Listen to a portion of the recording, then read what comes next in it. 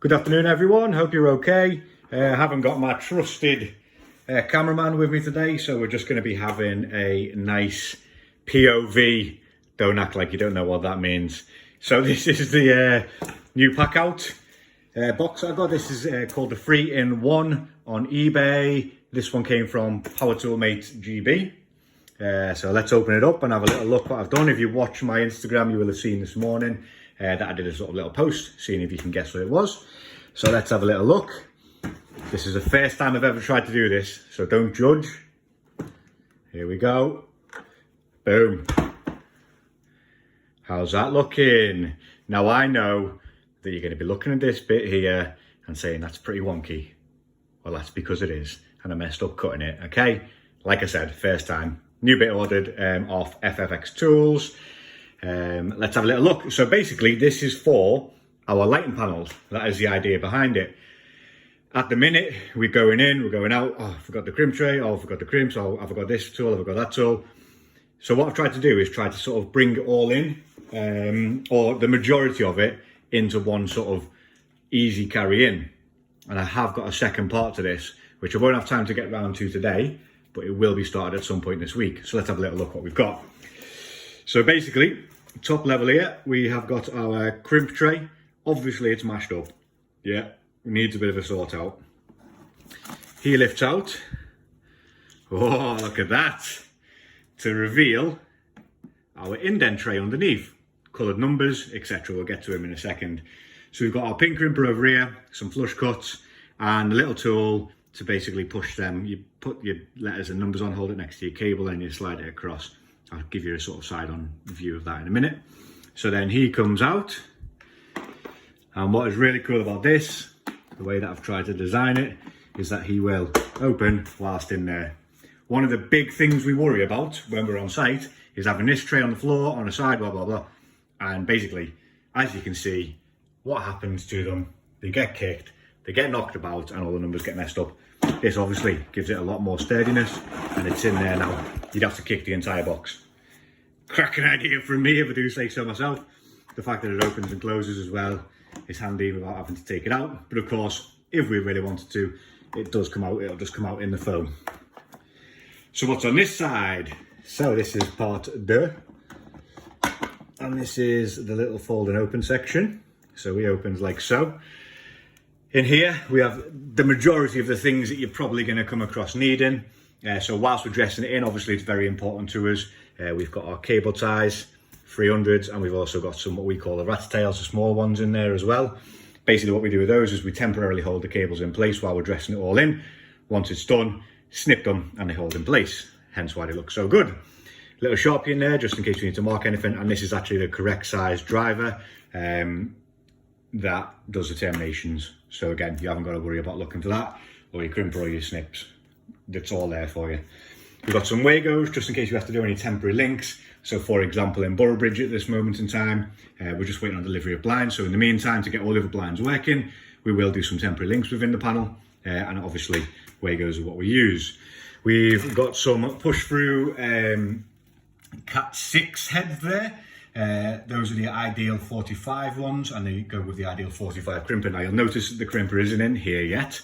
That's because there isn't really room for it, if I'm completely honest.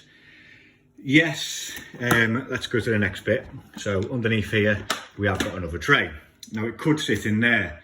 However, for the sake of having the one tool and missing out on a lot of smaller items, I think it's probably best that we keep that in a tool bag. At the end of the day, the data is the very, very last thing that we do anyway. You do it kind of in one hit. These are in here just as sort of an emergency backup, the Cat 6. So I don't feel like it's really the right place for it to be in here. However, if we really need to, I'm sure I will be able to sort of find a bit of space for it in here or give it a little jiggle. So what else have we got? So underneath here in this section, we've just got some basic little bits that we may need, probably not, but just in case. So obviously we've got some keystones in there just in case for whatever reason Cat 6 is damaged and we need to extend it within the panel.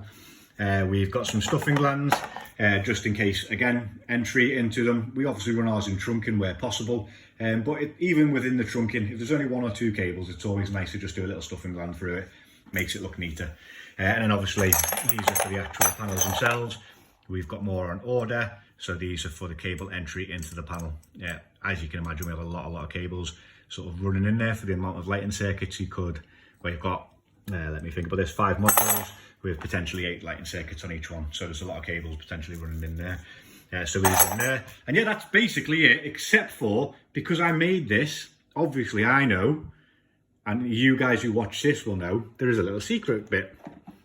And here he is. So we've got some cheat lengths. So basically these are the lengths that are required in the lighting panels or the blind panels, and they are cut to length. So rather than measuring them out each time now, what we will end up with under here is kind of like a template. So rather than having to figure it out each time to get the perfect loop, the perfect dressing in, these will be in there. We grab them, measure them, cut them to length, crimp them, etc., and it's in there. It also has got some of the indents on. Now the reason it's got the indents on is to give you an idea of which way they face. Because obviously when you're dressing things into the earth bar, the writing needs to face that way, but the termination goes that way. When you're dressing into modules, etc., the writing needs, the crimps in that way, and the writing needs to go that way. So it all shows the same way.